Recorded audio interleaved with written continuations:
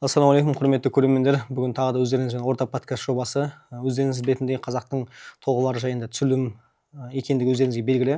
Бүгінде қазақтың ұлт ұстазы Ахмет Байтұрсынұлы жайында қазақтың ұлт ұстазы Ахмет Байтұрсынұлы жайында сөз қозғамақпыз. Бүгінде бірінші Қарағанды телеарнасының журналисі Жаңабек Нар ағамыз студияда. Қош келдіңіз.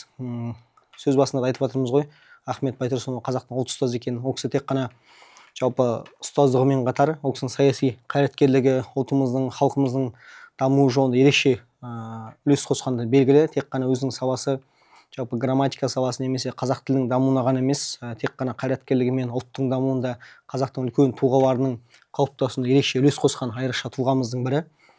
Өзіміздің осы білетін торғай өңірінен шыққандығы жайында да барлығымыз білеміз. Енді шынында қазіргі кезде қазақ қоғамына осы тіл мәселесінде расында Ахмет Байтұрсынұлы атамыздай үлкен тұлғалардың қажеттігі екендігі бәрімізге белгілі. Осы жағында әрине осы тіл саласында филология саласының маманы ретінде өзіңізді студияға шақыруды жөн көрдік. Арнайы келгеніңізге көп рахмет, Алла разы болсын. Енді Жанайбек аға, осы жерде өзіңізге алғашқы сұрақты қоя кетсек, жалпы кез келген тұлғаның қалыптасу жолы, ол кісінің жалпы өмір жолының бастау кезеңі әрдайым ол кісінің балалық шағынан өскен ортасынан болатыны белгілі.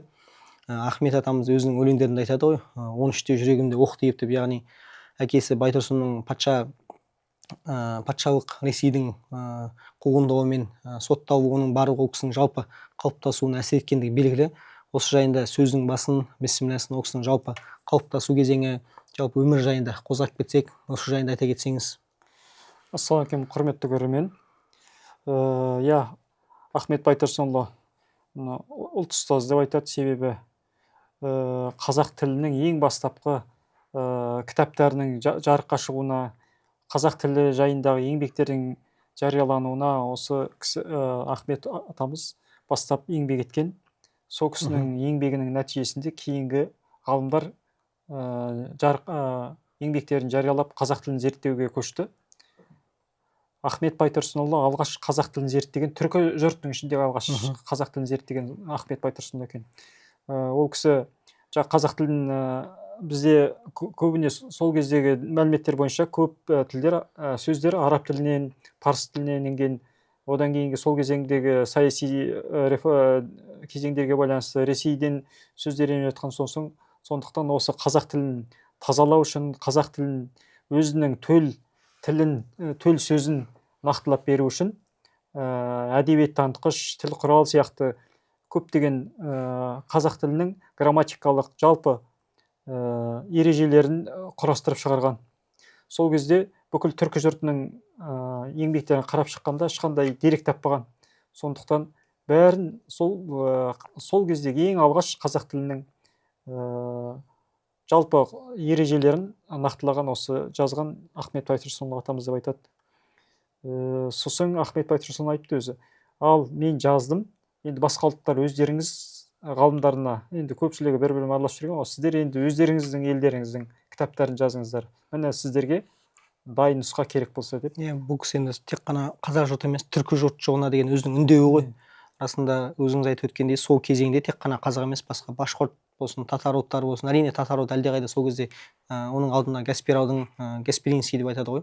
Сол кісінің қалыптасып келген жолы бар, әлдеқайда бізден көш ілгері болғандығы белгілі ғой. Бұл шынында ол кісінің тек қана қазақ қоғамы емес, сол бүкіл түркі ұлттарына, түркі жұртшылығына деген бір үндеуі, сол ұлттарға деген жанашыр ретінде түсінсек те болатын шығар.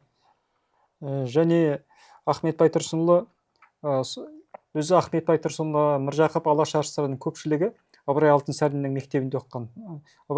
Ахмет Байтұрсынұлы өзі қазіргі Қостанай облысы Жангелді ауданы Ақкөл ауылында туған, сол Ыбырайдың ауылында.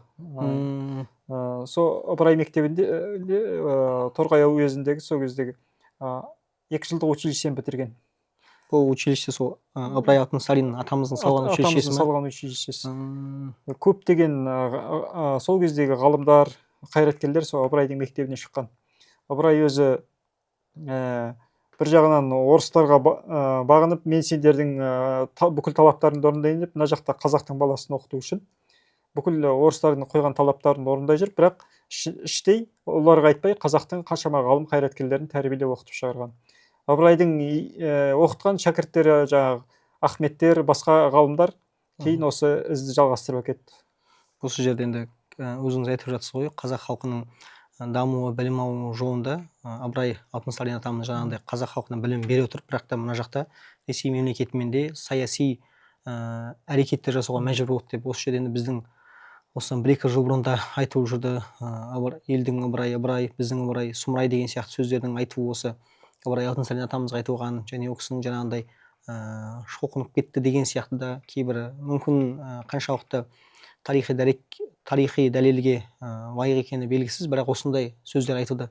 Бұл мәселе жаңағындай ол кісінің қалай айтсақ болады, яғни өзінің ойға алған мақсатын ұлтты білім алу жолында, ұлттың сауатын ашу жолында әрекет үшін кейбір осындай қисынсыз немесе өзінің сеніміне, ұлттығына қисынсыз томпақ келетін мәселелерге баруы, бұл мысалы қаншалықты заңды болды, немесе қандай сондай әрекеттерге барды ол кісі, яғни оның ол еңбегінің ақталғаны белгілі ғой, өйткені Ыбырай атамыздың салған мектебінің артында өзіңіз айтқан Ахмет Байтұрсынов сияқты заңғар тұлғаның шығуы ол кісінің еңбегінің ақталған 100% кепілі ғой ретінде.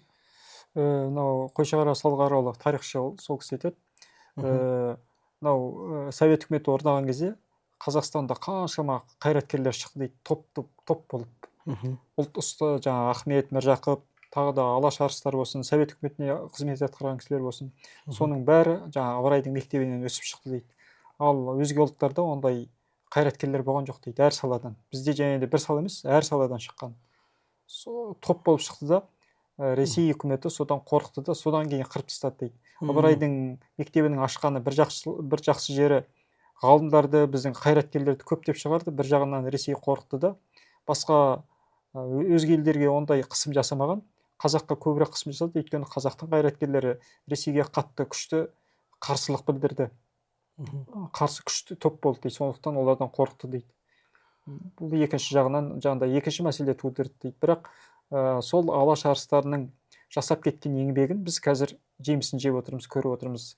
Мысалы Әлихан Бөкейхан, башқұрттардың жерін алып қойып, өйткені башқұрттар отырықшы халық ретінде өздерін отырықшы халық ретінде белгілеген. Заң бойынша онда ешқандай мал жоқ, отырықшы халық. Ал Әлихан Бөкейхан біз мал баққан елміз, малдың өрісіне жер керек, сондықтан бізге жеріміз үлкен болу керек деп, қазіргі қаншама жерді сөйтіп жаңа Әлімханды тәрбиелеп, Әлімханға дейін жаңағы Әлімхан сол жерді Ленинмен келісіп алғанға дейін қаншама жер туралы сот болған. Сонда Ахмет Байтұрсынұлы, жаңағы Әлихандар қаншама сотта өзінің қазақтың жері екенін дәлелдеп, оған дейін қаншама процестер болған. Соның бәрінде осы алаш арыстар көп еңбек сіңірген. Разы болсын. Әрине Ахмет атамыздың жаңа айтқанымыздай тек қана ұстаздық немесе осы тіл саласында ғана емес, жалпы қайраткерлігі де ерекше ғой.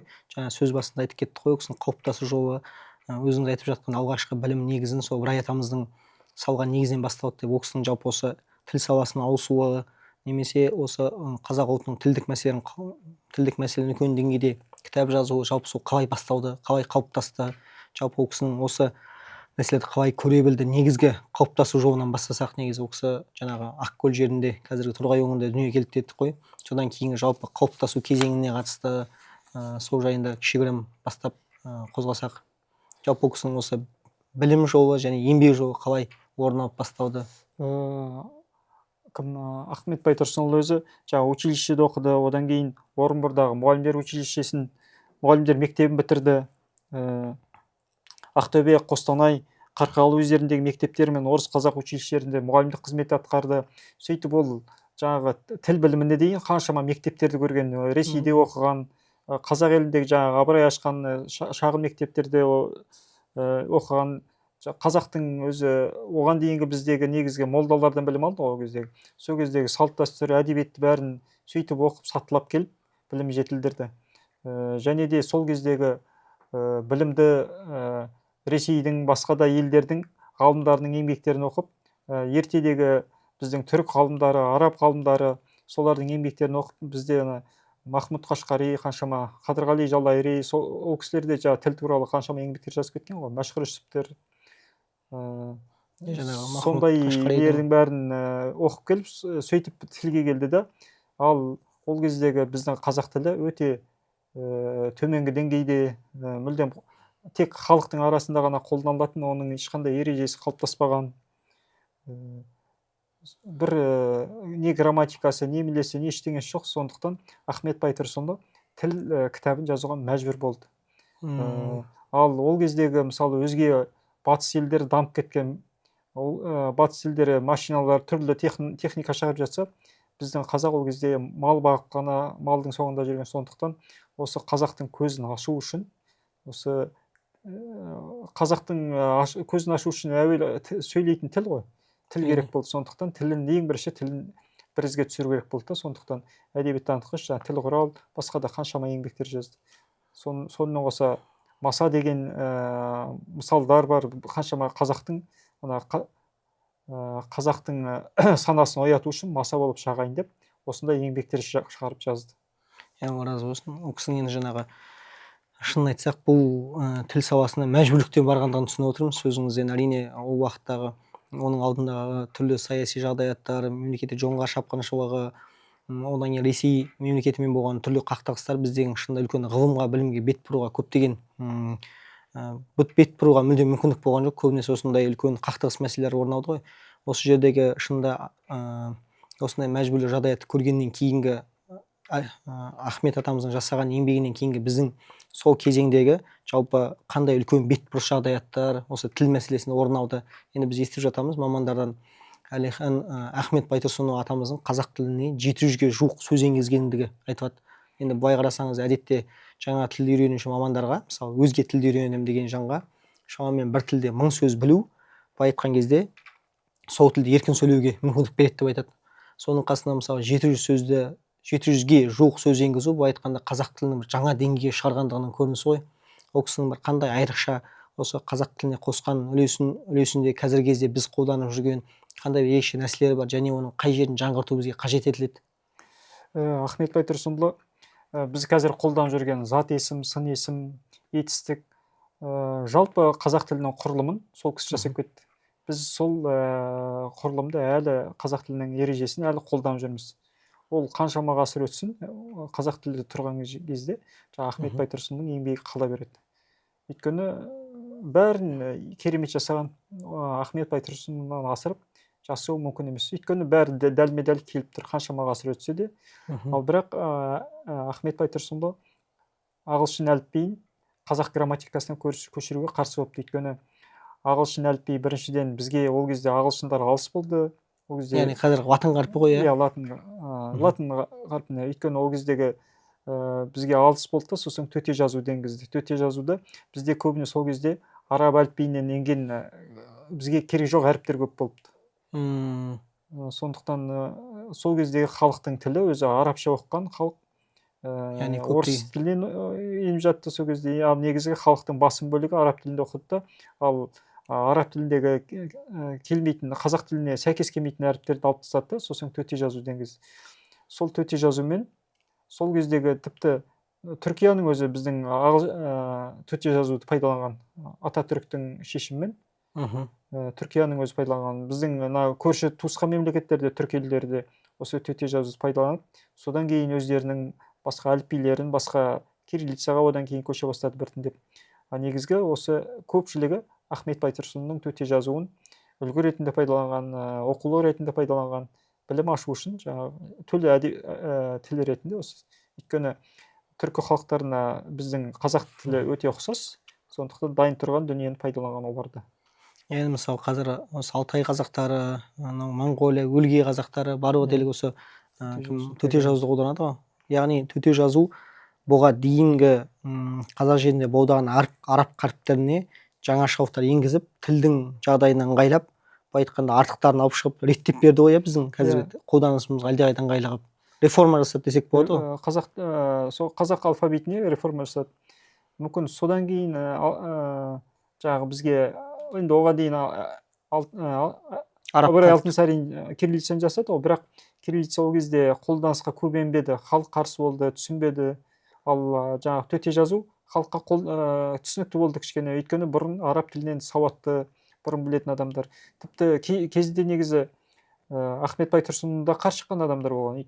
Сен араб әліпбиін бүлдірдің, бұрыннан жаңағы пайғамбарымыздың сөзін бүлдірдің, сен жаңағы шоқынды, басқа неше түрлі айтылған әңгімелер болған, бірақ кім өзі Ахмет Байтұрсын айтады ғой, ел бүгіншіл, менікі ертең үшін деп. Тән көмілер, көмілмес еткенсің, ойлайтындар мен емес, бір күнгісін, жұрт ұқпаса ұқпасын жабықпаймын, ел бүгіншіл, менікі ертең үшін дейді. Сонда мысалы бізде де қолданып жатқан соң біз бүгінгі істерді істейміз да, мысалы біреу досымыздың көңілін қалдырмас үшін немесе қызметте бәрінде бүгіншіл істерді істейміз да, ертеңгі ұлтқа керек, халыққа керек, ертеңгі ұрпаққа керек істерді біз көбіне ұмыт қалдырамыз. Ал Ахметтер, жаңа алашарыстар керісінше бүгінгі істерді жеңіл маңызды істерді ғана істеп, негізгі бар жұмысын ертең халқымыз не болады деген сол мақсатта жұмылып істеген ғой. Ол кісілердің бір ерекше бір ауаның берген бір дарындары, көкіректеріне салған бір үлкен сәулелері шығар. Өйткені бұндай кең көлемді ойлай алу, кең көлемде жасай алу үшін әр азаматтың қолынан келмейтіндігі белгілі. Ауаның берген үлкен бір хикмет танауға деп білеміз. Енді осы жаңағы өзіңіз айтып жатсыз ғой, кісілер үлкен нәрселерді істеген деп, мынау психологияда бір былай айтқан тәжірибе бар екен. Адам өмірінде мысалы кішкентай нәрсені құм деп алсақ, орташа деңгейде тас деп алсақ, одан үлкен нәрсе үлкен тастар деп алсақ, адам өмірін бір құты деп алған кезде, егер ішіне ұсақ нәрсені толтырып жасақ, үлкен тастар сыймайды дейді, үлкен нәрсе. Егер үлкен дүние жасап, оның айналасына ұсақ құм толтыруға болады дейді. Сондай жаңағындай ұлттың маңызды мәселелерін істеу, бұл негізін қалыптастыруға әсер етеді ғой. Шынында жаңағы Ахмет атамыздың осындай үлкен реформаға баруы да сол уақытта ерекше, қоғамның көңіліне қарамай, расында өзіңіз айтқандай, ол кездің барлығында дерлік молдалардан сауат ашқаннан кейін негізгі араб қарпіне барлығының етене ден қоюы және сол нәрседен білім алған барлық азаматтың жаңашылдыққа қарсы шығуы бұл әдетте қалыпты жағдай. Сол кезеңде өзі 20 ғасырдың басында өзі жадидизм қалыптаса бастады ғой. Қадимиттер мен жадидиттер, енді қадим деген сол ескі, жадид деген жаңа. Татар ұлтындағы сол жадидизмға ең қатты әсер еткеннің бірі осы Гасперов, сол кісінің несі ғой, жаңа жадидизм, жалпы жаңашылдықтар енгізу, ол кісі тілде, істе, ойда бірлікте болу деп айтады ғой негізгі. Енді осы жаңа тіл туралы айтып кетейін. Ахмет Байтұрсынұлы жаңа тіл құралы, жаңа әдебиеттанғыш, жалпы қазақ тілінің ережесін жазар кезде жаңа өзін Ахмет Байтұрсынұлы зерттеген ғалымдар жазады. Байтұрсынұлы әуелі қазақтың өз сөзін сүзіп сарқып алған дейді, пайдаланған. Сол бүкіл қазақтың сөзін пайдаланып сарқып алғанда, содан кейін барып өзге туысқан түркі тілдерінің сөздерін пайдаланған дейді. Сол туысқан түркі тілдерінің қазақ тіліне сәйкес келетіндерін ішінен оны сүзіп алған дейді. Одан кейін барып халықаралық, енді не қазақта жоқ, не түрікте жоқ, туысқан түрік халықтарында жоқ сөздерді, халықаралық терминдерді біздің қазақтың өз тіліне бейімдеп алған дейді. Сонда ол өзі ойлап ештеңе таппаған, таппаған кезде өзі қолданады ғой, неше түрлі сөзді қолдана берсе, бірақ оның кереметтігі, жаңағыдай ерекшелігі сол, қазақтың өз сөзін өзіне өңдеп, пайдаланып, дұрыстап реттеп берген. Әйтпесе мысалы жаңадан пайда болған сөзді қолдану қиын, ал қазақтың өз сөзін жаңғыртып, ана гауһарды ұштай берсе, қырнай берсе әдемі қырланып шығады ғой. Сол сияқты қазақтың өз сөзін жаңағы сөздік, қазақтың емлесіне, грамматикасына, басқа да лексика, басқа да ғылыми тілдік ережелеріне сәйкестендіріп жасаған. Әрине ол кісінің үлкен бір шеберлігі шығар. Өйткені жаңағы ұлттың сөйлеп жүрген тіліндегі үндестік заңы бар, немесе сөйлеу мәнері бар, оны ескермесе әрине жаңағыдай түбідей жат дейтіні анық қой. Мысалы бізде қазіргі ең бір үлкен үрдістің бірі, қазақ тілінде қалай оқылады, тура солай қалай жазылады, тура солай оқимыз ғой. Біз мысалы өкінішке орай басқа шетелдіктерде солардың тілінде қалай айтады, тура солай айтып жүрміз ғой. Мысалы енді ең кең таралған сөздің бір ойыма келіп тұрған демократия. Біз енді мысалы орыс тілінің ыңғайына қарай демократия деп айтамыз, бірақ ол қазақ тілінің негізі бойынша демократия деп айту керек. Өйткені қалай жазылады, тура солай оқылатындығы бар ғой. Енді мынау жаңа өзіңіз айтып жатқандай, біздің ең бір естігеніміз сөйлем деген сөзді шым дегенге қарап құрастырған. Сөйлем, шым деген шымшып жаңа сөйлем басқа сөздердің жүйесін ыңғайластырып келтірілуі ол кісінің бір ерекше бір шеберлігінің көрінісі ғой. Тек қана жаңа сөздерді енгізе бермей, оны ыңғайландырып, сөйлемге, санаға, тілге қолданыс өте ыңғайлауға ол кісінің бір ерекше бір осы тілімізді дамыту мәселесінде ерекше шеберлігі деп білеміз ғой. Енді қазіргі кезде мысалы осы тәуелсіздік алғанымызға 30 жыл болды ғой. Жалпы соның өзінде біз осы дәл тіл мәселесінде көптеген қайшы нәрселерге бірнеше мәрте душар болып жатырмыз. Немесе бұл мәселе бізде осы Ахмет Байтұрсынұлы қалыптасқан мектептің қаншалықты дұрыс қалыптаспай қалды ма, сол үзіліп қалды ма, немесе жаңғырмай жатыр ма, не себепті осы дәл тіл мәселесі бізде әлі күнге дейін жалпы тіл болған кезде аударма мәселесі, осы грамматикалық мәселелер бізде көбінесе мамандар тарапынан қазірдің өзінде бір сөздің басқаша жазылуы, айтылуы, немесе жаңа үндестік заңына қатысты шетелден келген сөздер, сосын аударма мәселесі көп жағдайда яғни көзге оғаш көрініп жатыр, қолданысқа оғаш көрініп жатыр. Жаңағы қылтима дейміз, немесе тағы да шаптырма деген сөздер, аударма мәселелері біраз бізге шынында ұзақ уақытқа дейін қоғам талқысында болды, адамдардың ортасында әзіл ретінде де түрлі айтылды. Бұл мәселелердің шығуы, яғни бізде не себеп осы бұға дейін Ахмет атамыздың жасаған нәрсесі шынында мін таппайтындай нағыз шебердің қолынан шыққандығы белгілі ғой. Қазір енді бізде ол сияқты совет заманындай уақыт емес, бүкіл қоғам, бүкіл яғни тіл еркіндігі бар, жазуға да әлдеқайда мүмкіндік бар деген сияқты.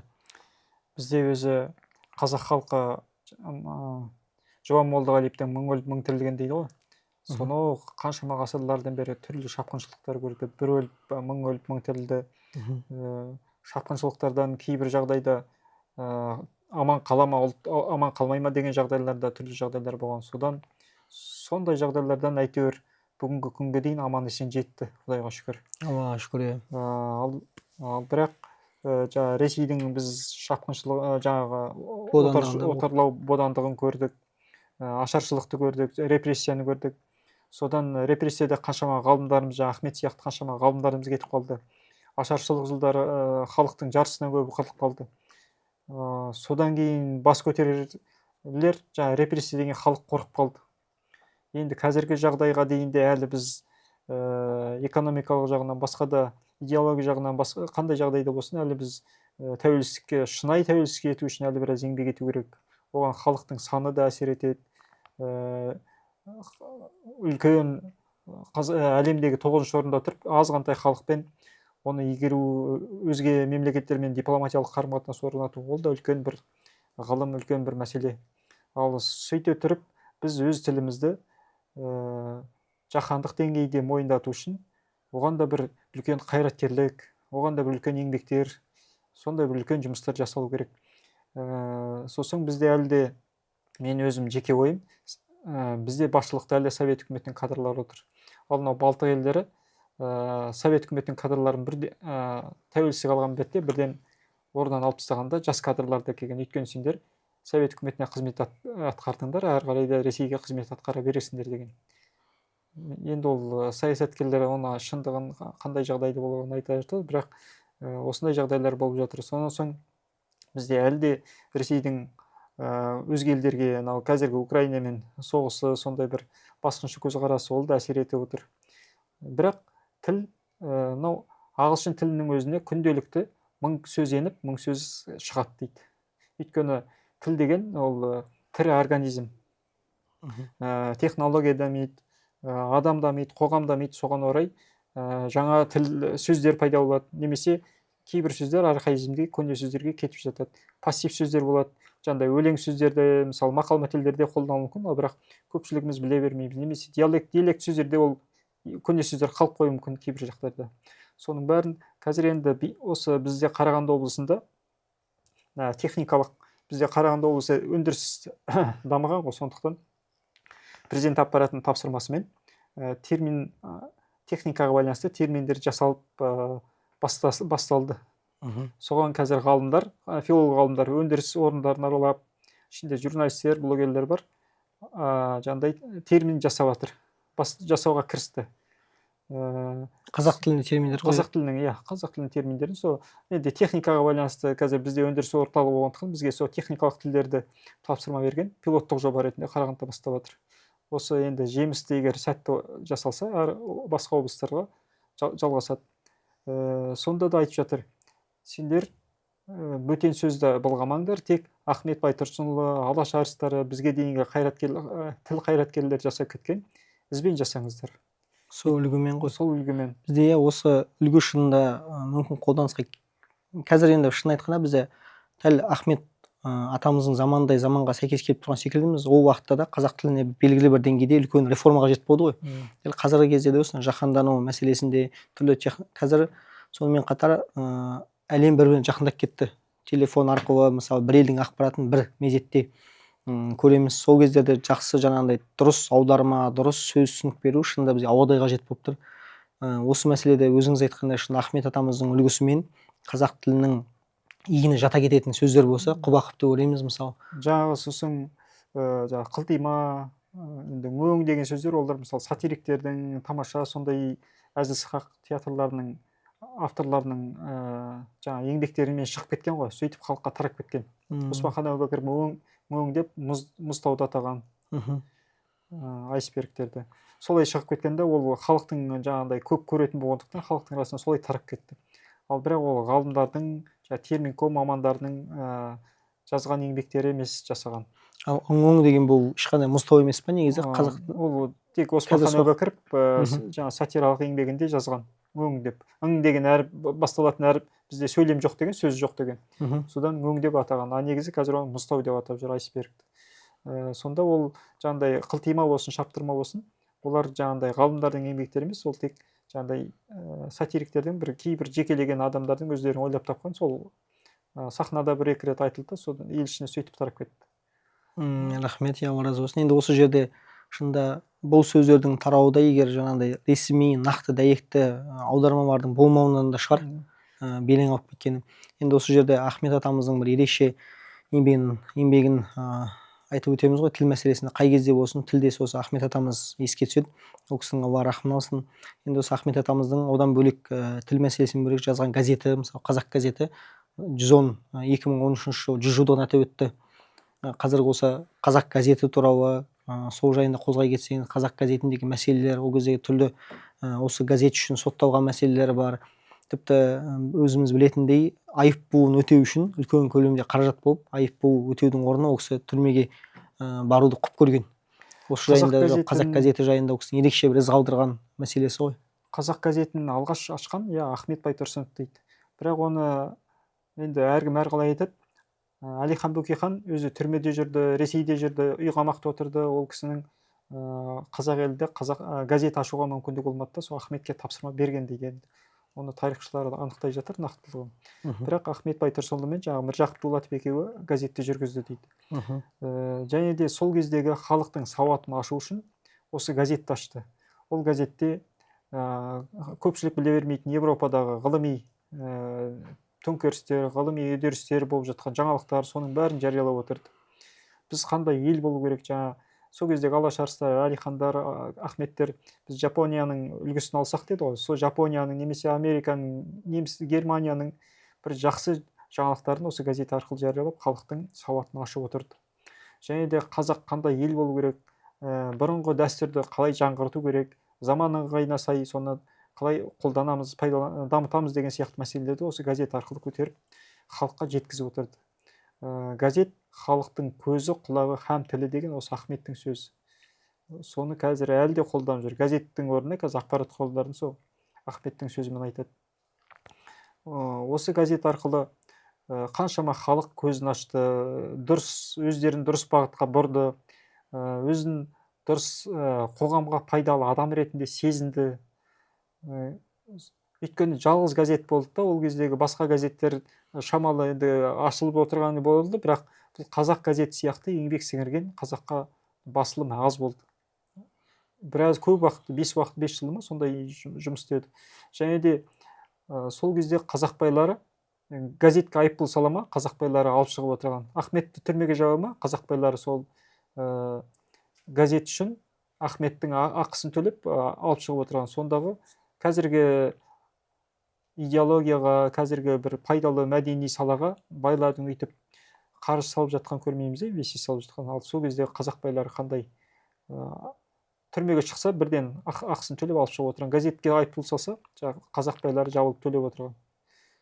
Сондағы сол кездегі бір ұлттың әлі мәйегі сол қалпында қалғаны, ұлттық құндылықтардың әлі жойылмағаны, бізге ішкі сыртқы әсерлердің әлі әсер ете қоймаған кезі ғой, сондықтан болар деп ойлаймын енді ол жағдай.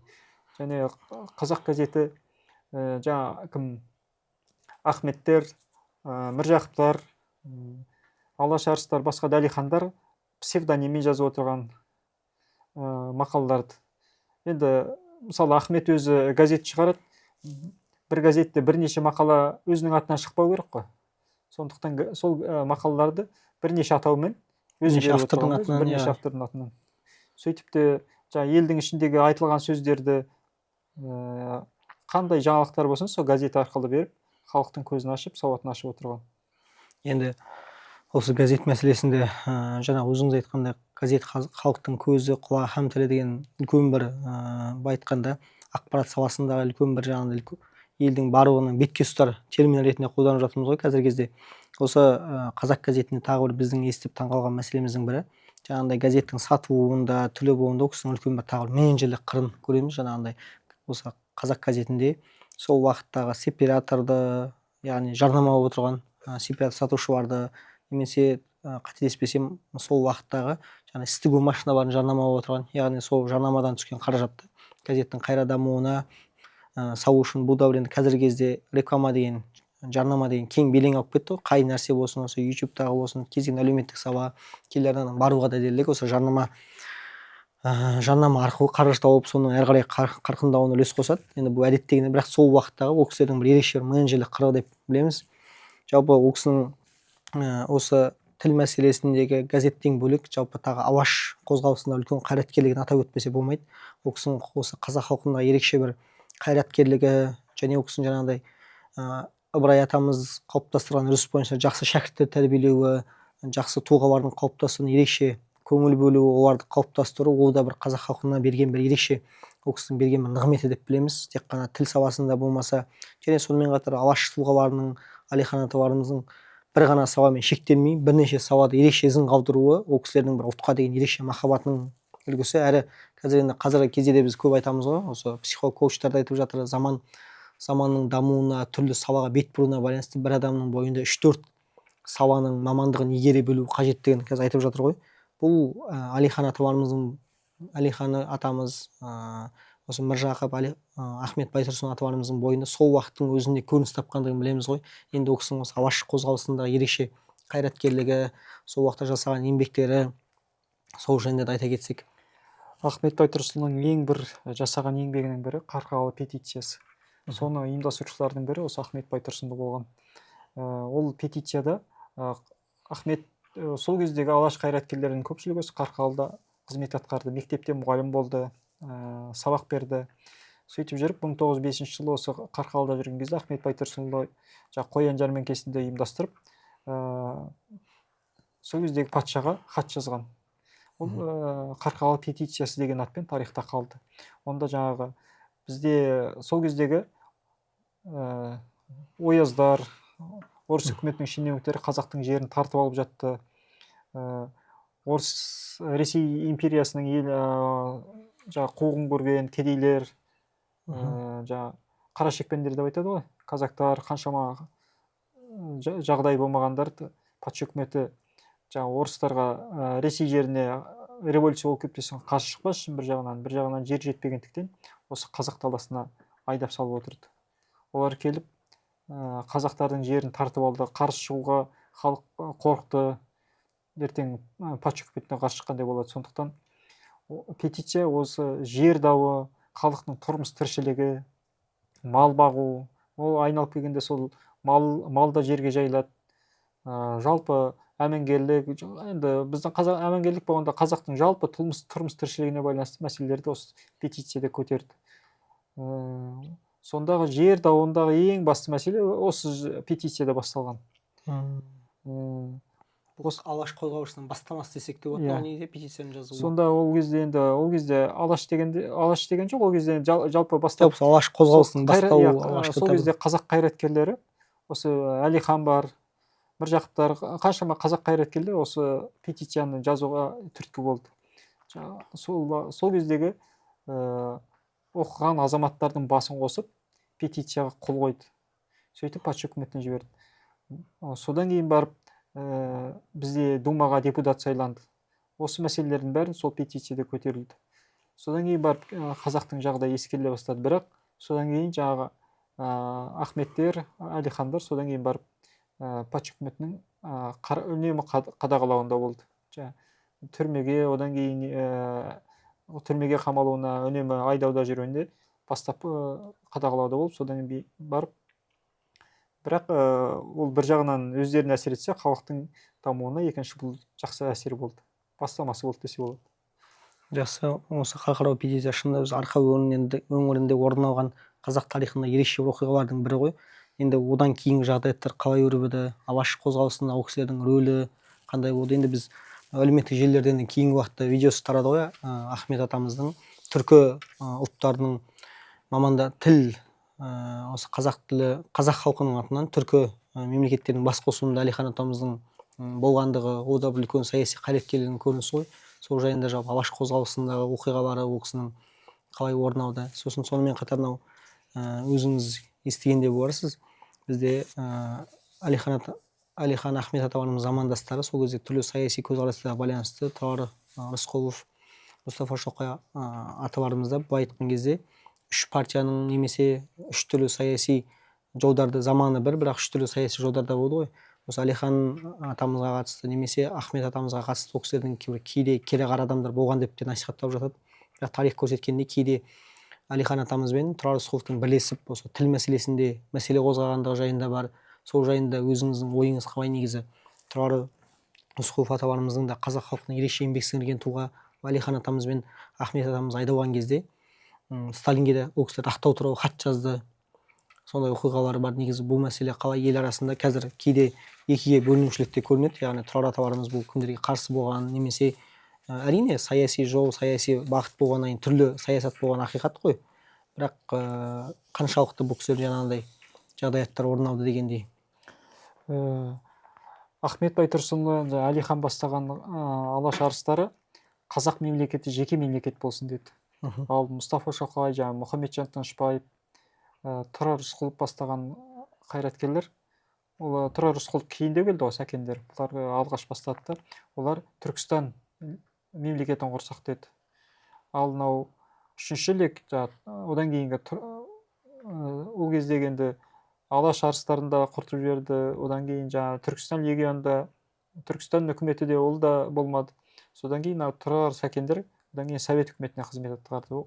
Совет оған дейін де Мағжан Ахмет, Әлихандар, Міржақыптар алаш үкіметін құра бастаған кезде Совет үкіметінің сәкендер кейінгі ол кездерде екінші лек қой байқай келе жатқан еді. Бірақ біз қазір соны көріп отырмыз, алаш арыстарының идеясы дұрыс болғандығын. Енді қазақ халқының тәуелсіз Қазақстан үшін шынында алаш идеясының, біз айтқанда тәуелсіз Қазақстан алаш идеясының жалғасы ғой.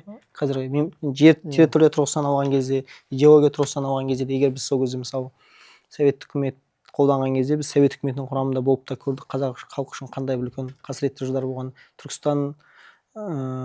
Түркістан мемлекеті құрған кезде біздің біраз бөлік, яғни көрші мемлекеттерге кетіп қалатын еді деген сияқты. Бірақ олар бір-бірімен қазір де бар ғой, мысалы партияларға бөлініп бір-бірімен айтысып дауласып жатыр. Бар ғой қазақтың болашағы үшін. Бірақ олар бір-бірімен ата жау сияқты бір-бірімен дұшпан ретінде санамаған, біреуінің қарындасын алған, біреумен құда болған, біреумен дос болған.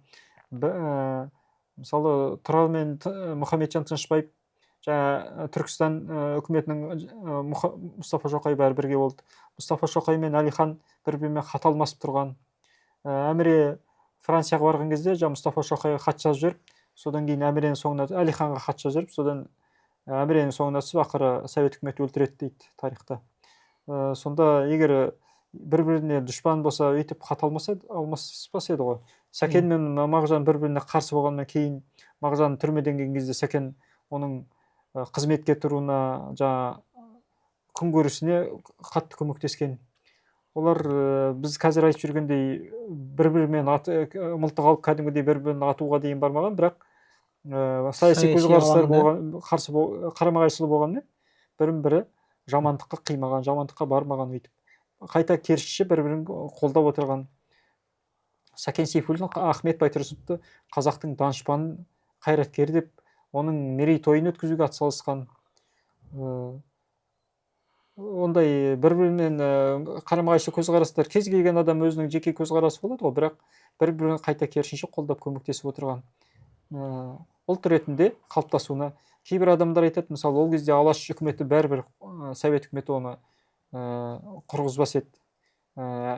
Кімдердің, сәкендердің, тұрарлардың совет үкіметіне қызмет атқарған бір жағынан дұрыс болды.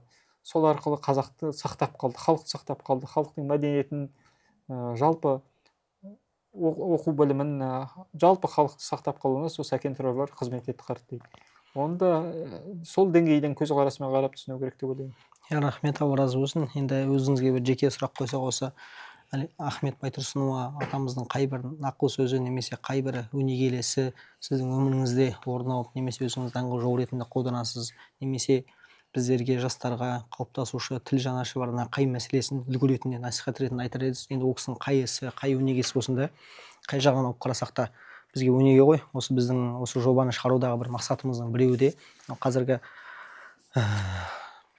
қазіргі уақытта өзге шетел тұлғаларының, шетел азаматтарының, солардың ел алдында беделінің жоғары болып, біздің тұлғаларымыздың осындай ерекше қырларын насихаттамай қалуы, көбінесе осы тұлғалық даму, адамның жеке даму мәселесі деп айтылса, көбінесе өзге шетел қауымдардың пікірлері, солардың өмірбаяндары айтады. Осы қазақ халқының қалыптастырған біздің негізіміздегі бүкіл болмысымыздағы тұлғалар көбінесе осындай тарих мәселесіне сөз қойған кезде ғана тарихтың бір парағы ретінде ғана айтып келеді, бірақ расында олардың біздің халқымыз үшін орны ерекше жоғары, әрі біздің негізгі ұлтымыздың қалыптастырушы тұлғалар екендігінен біздің менталитетімізге, болмысымызға сай, біздің нағыз ішкі жан дүниемізді түсінетін, қалыптастырған тұлғалар сол кісілер ғой.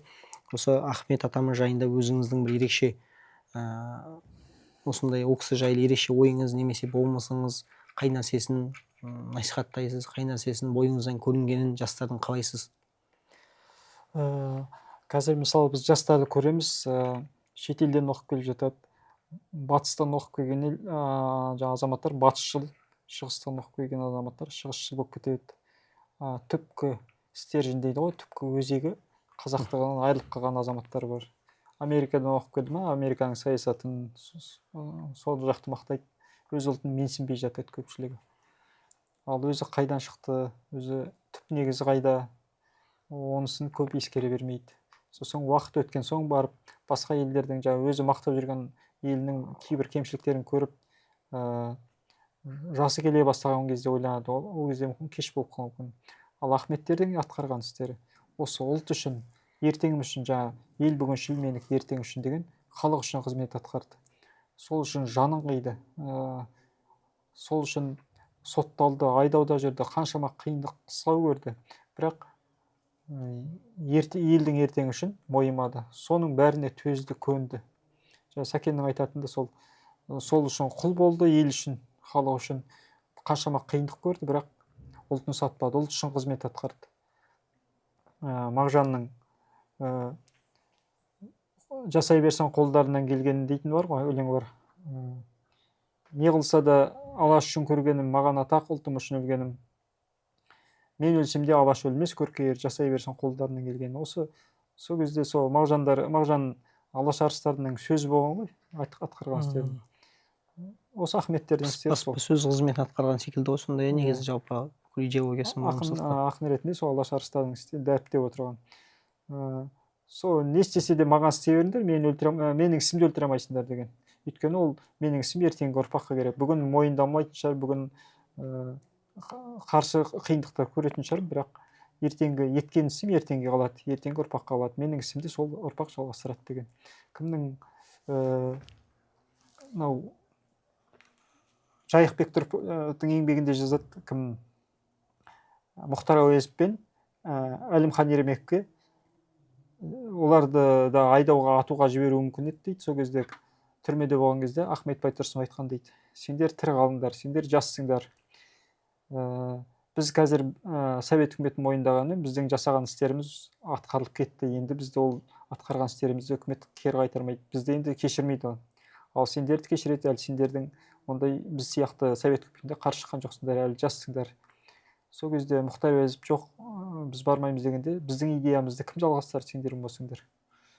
Сендер көрдіңдер, енді сендер соны халыққа, ертең ұрпаққа жеткізіңдер деп. Екеуін аман қалуына Ахмет Байтұрсынов себепкер болған дейді.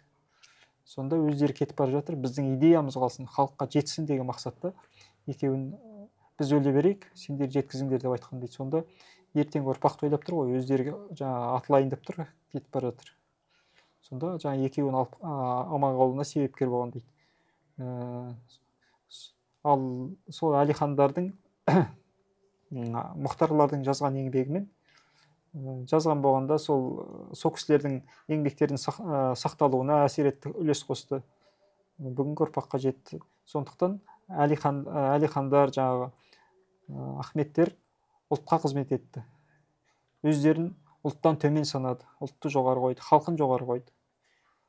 Алла разы болсын. Шында өзіңіз айтқандай Мұхтар Әуезов сол алаш арыстарының соңғы буын ретінде қайта жалғастырып, өзінің шығармаларында да, тіпті абай жолының өзінде әлихан аталарымыз бойынша кішігірім болса да айтып өтті ғой. Ең бір ерекше есте қалатын мәселенің бірі Ахмет атамыздың қуғын тауып өмірінің соңында тергеуші айтады ғой, сіздің енді тірі қалуға мүмкіндігіңіз бар ғой, мойындасаңыз, өзінің жанашырлығын танытқаныңызда ол кісі айтады ғой, мен өмірімнің соңына дейін ұлтыма адаммын деп. Ойлаймын, осы әрбір қазақ азаматының санасында, ұлттың дамуында қызмет етемін деген әрбір азаматтың санасында қалыптасуы керек негізгі девиз ретінде де, ұран ретінде де болу керек сөз шығар. Ұлтыма деген соңғы деміне дейін, соңғы сәтіне дейін қызмет ету. Сондай біздің Смахан төре, кімнің інісі, әлиханның інісі айтады ғой, әлихан бөкейханұлы, яғни ат мініп, сарай салып, киіз үйде ет жеп, қымыз ішіп жатудың әлдеқайда мүмкіндік болады, сондай жасауына да болатын еді. Бірақ ол кісі оның барлығынан гөрі ұлтына деген қызметін бүкіл өмірінің соңына дейін халықтың дамуына, тірі болсам қазаққа қызмет етпей қоймаймын деген сөзбен бүкіл болмысын дәлелдеп кетті ғой. Осындай тұлғаларымызды жаңғыртатын азаматтар, расында жас ұрпақтар, расында біздер бүгінгі заманның әлиханы да, ахметі де, барлығы да біздің ортамыздан шығатыны белгілі. Осындай Ахмет атамыз жайлы кішігірім ойыңызбен бөлісіп, осы нәрсені насихаттауында үлес қосқаныңызға алла разы болсын. Студиямызға келгеніңізге көп рахмет. Сіздің де ісіңізге тіл жанашырлық ретінде қосып жатқан үлесіңізге алғысымызды білдіреміз. Әлихан аталарымыздың, Ахмет атам, дәл осы Ахмет Байтұрсынұлы қалыптастырған тіл жолында сіздің де қызмет етіп жатқан ісіңіз тілшілік болсын, сол қазіргі заманның ақпарат құралы ғой, телевидение, сол салада қызмет еткен, сол салада істеп жатқан ісіңізге алла берекет берсін. Көп рахмет. Құрметті көрермендер, бүгін өздеріңізбен құрметті көрермендер, өздеріңізбен Ахмет Байтұрсынұлы жайында түсірген бүгінгі подкастымыз соңына жетті. Бізбен бірге болғаныңызға рахмет. Еліміз аман, жұртымыз тыныш болсын.